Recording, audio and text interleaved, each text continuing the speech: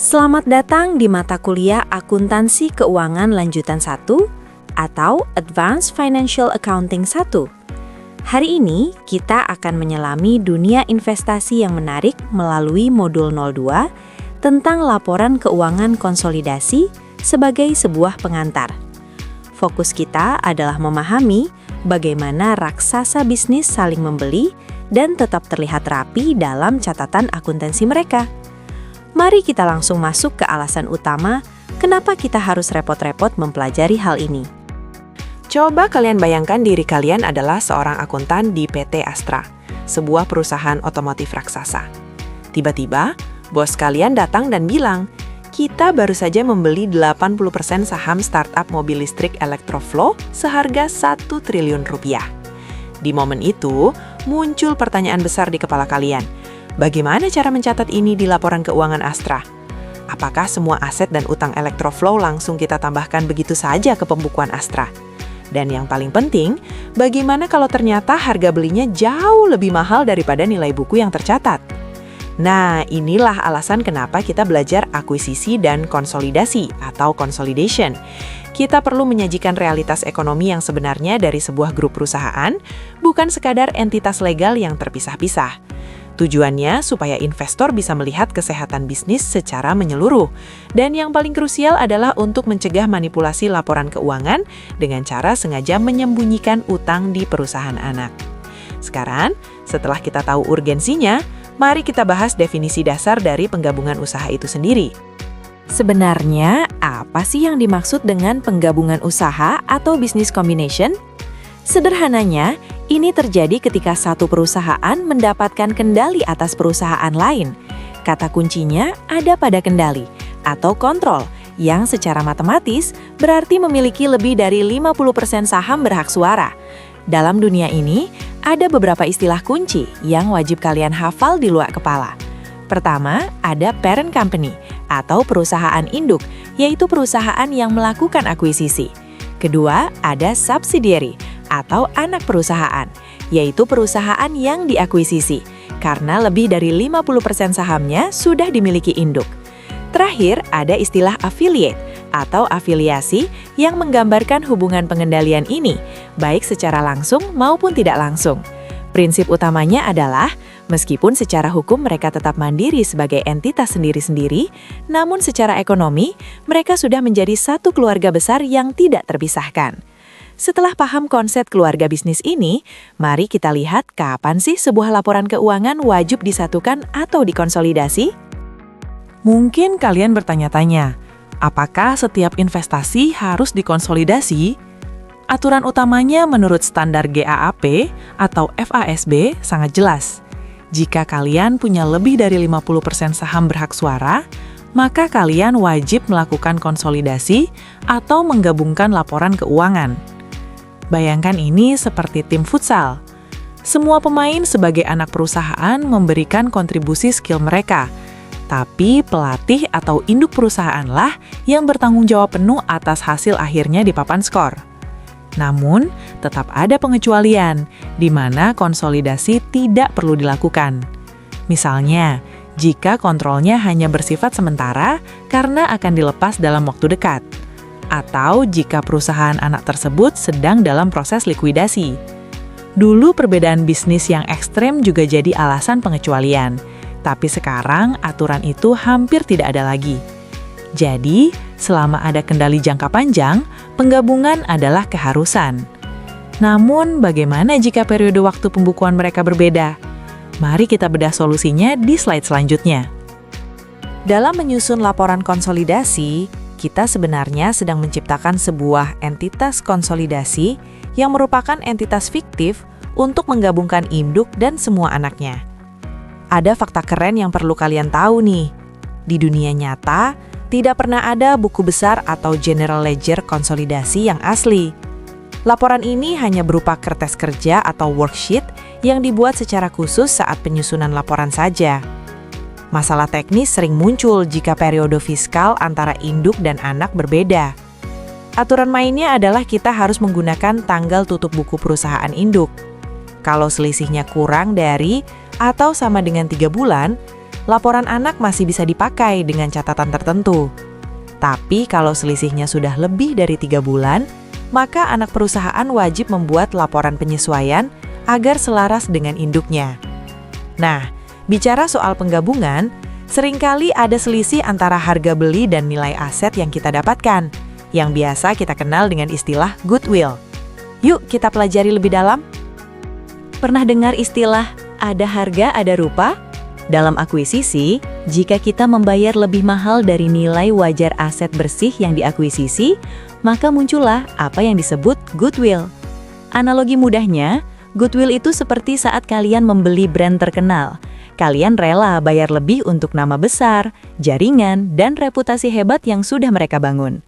Sebaliknya, kalau kalian justru mendapatkan harga yang lebih murah dari nilai wajar aset bersihnya, itu disebut bargain purchase atau sering dibilang goodwill negatif. Anggap saja kalian lagi dapat diskon besar. Ingat ya, dasar perhitungannya adalah nilai wajar aset bersih yang didapat dari total nilai wajar semua aset dikurangi nilai wajar semua kewajiban. Pemahaman ini sangat penting karena akan sangat menentukan angka-angka di laporan keuangan kita nanti. Sekarang, mari kita coba terapkan pemahaman ini ke dalam sebuah studi kasus nyata agar lebih terbayang cara menghitungnya. Mari kita lihat contoh kasus yang paling sederhana. Di sini ada PT Endu yang membeli 100% saham PT Vaikar seharga Rp40.000. Berdasarkan neraca terpisahnya, PT Endu punya total aset Rp165.000, sementara PT Vaikar punya aset Rp65.000.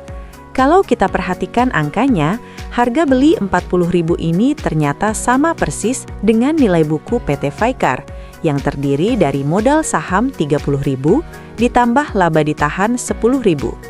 Karena harga belinya pas, maka faktanya adalah tidak ada goodwill dan tidak ada selisih yang perlu dikhawatirkan dalam transaksi ini. Semuanya terlihat sangat bersih dan lurus-lurus saja secara angka. Namun, meskipun kelihatannya mudah, ada proses penting yang harus dilakukan agar aset tersebut tidak terhitung dua kali saat digabungkan. Proses ini disebut eliminasi, dan kita akan melihat bagaimana cara kerjanya di slide berikutnya. Setelah transaksi tadi, kita harus melakukan proses hapus yang double count. Prinsipnya, akun investasi di PT Vaikar yang ada di pembukuan induk dan akun modal serta laba ditahan milik PT Vaikar di pembukuan anak harus saling membatalkan, karena mereka adalah akun timbal balik atau reciprocal accounts. Jurnal eliminasi yang kita buat di kertas kerja adalah mendebit modal saham PT Vaikar sebesar Rp30.000 dan laba ditahan PT Vaikar sebesar Rp10.000, lalu mengkredit investasi di PT Vaikar sebesar Rp40.000. Hasil akhirnya, aset konsolidasi kita menjadi Rp190.000 yang berasal dari aset induk ditambah aset anak dikurangi akun investasi tadi. Sekarang, akun investasi sudah tidak ada lagi, dan ekuitas yang muncul hanya milik induk saja, yaitu Rp120.000. Lalu bagaimana jika skenarionya sedikit berbeda dan muncul selisih pembayaran? Mari kita bahas studi kasus yang ada goodwill-nya. Sekarang, bayangkan PT Endu tetap membeli 100% PT Vaikar, tapi kali ini harganya lebih mahal, yaitu Rp50.000. Padahal, kita tahu nilai buku yang diakuisisi tetap sama, yaitu Rp40.000 yang terdiri dari modal Rp30.000 dan laba Rp10.000. Di sini terjadi kelebihan bayar sebesar Rp10.000, dan inilah yang kita identifikasi sebagai goodwill.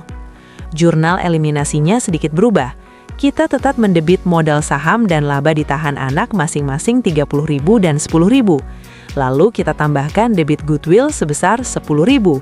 Baru kemudian mengkredit investasi di PT Vaikar sebesar total harga beli Rp50.000. Perlu kalian ingat betul, goodwill ini akan muncul di neraca konsolidasi sebagai bagian dari aset tidak berwujud atau intangible asset. Untuk melihat gambaran besarnya secara lebih rapi, mari kita tuangkan angka-angka ini ke dalam sebuah tabel kerja konsolidasi yang lengkap. Ini adalah tampilan tabel kerja konsolidasi atau tabel 2.2 yang merangkum semua yang sudah kita bahas. Di kolom deskripsi aset, kalian bisa melihat bagaimana kas, aset lancar, dan aset tetap dari PT Endu dan PT Vaikar dijumlahkan secara horizontal. Perhatikan baris investasi. Angka 50.000 di kolom PT Endu dieliminasi di kolom kredit, sehingga hasilnya di neraca konsolidasi menjadi 0. Di saat yang sama, goodwill muncul di kolom eliminasi debit sebesar 10.000 dan pindah ke kolom neraca konsolidasi. Di sisi kewajiban dan ekuitas, kalian bisa lihat bahwa modal saham dan laba ditahan milik anak di debit habis agar tidak muncul di laporan akhir, sehingga yang tersisa hanya ekuitas milik induk. Total akhir aset dan kewajiban konsolidasi menjadi seimbang di angka 190.000. Namun, hidup tidak selalu soal memiliki 100%. Apa yang terjadi jika kita hanya memiliki sebagian besar saja? Mari kita berkenalan dengan hak minoritas. Ketika sebuah perusahaan tidak membeli 100% saham, maka akan muncul non-controlling interest atau NCI, yang sering kita sebut sebagai hak minoritas. Ini adalah bagian kepemilikan saham di anak perusahaan yang tidak dimiliki oleh perusahaan induk. Contohnya begini, PT Endu membeli 90% saham PT Faikar seharga 45.000. Berarti ada 10% sisa saham yang dipegang orang lain. Cara menghitung awalnya, hak minoritas ini adalah 10% dikalikan nilai buku 40.000, yaitu 4.000. Namun perlu hati-hati, karena perhitungan ini masih bisa berubah setelah ada laba atau rugi tahun berjalan, serta koreksi nilai wajar. Dalam kasus ini, kalau kita hitung goodwill sementara, angkanya adalah 9.000. Tapi tunggu dulu, karena ada cara perhitungan yang lebih tepat untuk menentukan apakah ada goodwill yang sebenarnya atau tidak. Mari kita lihat koreksi perhitungannya agar kalian tidak salah langkah. Mari kita lakukan perhitungan yang benar agar tidak terjebak. Kita punya data, harga beli 90% saham adalah 45.000. Sementara nilai buku ekuitas anak adalah 40.000. Untuk mencari nilai wajar total ekuitas anak, kita bagi 45.000 dengan 90%. Hasilnya adalah 50.000. Nah, sekarang kita hitung goodwill total dengan rumus harga beli dikurangi 90% dari nilai wajar. Jadi, 45.000 dikurangi 90% dari 50.000. Hasilnya adalah 0. Ternyata PT Endu membeli tepat di harga wajar, jadi tidak ada goodwill maupun diskon di sini. Sementara itu, NCI atau hak minoritas yang benar adalah 10% dari nilai wajar 50.000, yaitu 5.000. Kesimpulannya, sangat penting untuk selalu mengecek nilai wajar secara total, agar kita tahu realitas ekonomi yang sesungguhnya. Sekarang, ayo kita lihat bagaimana jurnal dan tabel kerjanya jika kepemilikannya hanya 90%. Di tabel kerja konsolidasi 90% ini, suasananya sedikit berbeda karena ada kehadiran NCI sebesar 5.000. Di bagian jurnal eliminasi, kita mendebit modal saham 30.000 dan laba ditahan 10.000 milik PT Faikar. Namun, di sisi kredit, kita membaginya menjadi dua, 45.000 untuk menghapus akun investasi di PT Faikar dan 5.000 untuk mencatat non-controlling interest. Jika kalian lihat kolom neraca konsolidasi, total aset tetap 185.000. Di bagian bawah, kalian akan melihat akun NCI atau hak minoritas muncul di kolom ekuitas sebesar 5.000 sebagai pengakuan bahwa ada pihak luar yang punya andil di sana. Tabel ini menunjukkan betapa rapinya sistem akuntansi dalam memisahkan mana yang hak kita sebagai induk dan mana yang hak orang lain. Agar lebih mantap, mari kita tantang diri kita dengan satu kasus lengkap yang melibatkan hutang antar perusahaan. Mari kita hadapi kasus yang lebih nyata antara PT Bumi dan PT Nusantara per 31 Desember 2015. PT Bumi mengakuisisi 80% saham PT Nusantara pada nilai buku dengan harga beli 400.000. Tapi ada bumbu tambahan. Ternyata ada utang usaha dari PT Bumi ke PT Nusantara sebesar 10.000. Jika kita lihat neraca terpisahnya, PT Bumi punya total aset 1,7 miliar, sementara PT Nusantara 666 juta.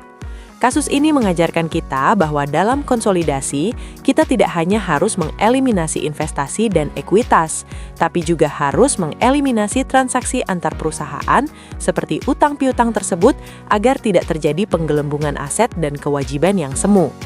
Ini adalah simulasi yang sangat bagus untuk melatih ketelitian kalian sebagai calon akuntan profesional. Setelah semua hitung-hitungan ini, apa sih dampak fatalnya kalau kita sampai salah menghitung? Sebagai penutup, kalian harus tahu bahwa akuntansi konsolidasi bukan cuma soal hitung-hitungan, tapi soal kredibilitas. Jika kalian salah menghitung dan membuat goodwill kelebihan, misalnya 10 miliar, dampaknya akan sangat berantai dan fatal. Di neraca, aset kalian akan terlihat overstated atau terlalu besar, sehingga rasio utang terhadap aset terlihat baik secara palsu. Di laporan laba rugi, beban amortisasi akan naik dan laba bersih justru turun.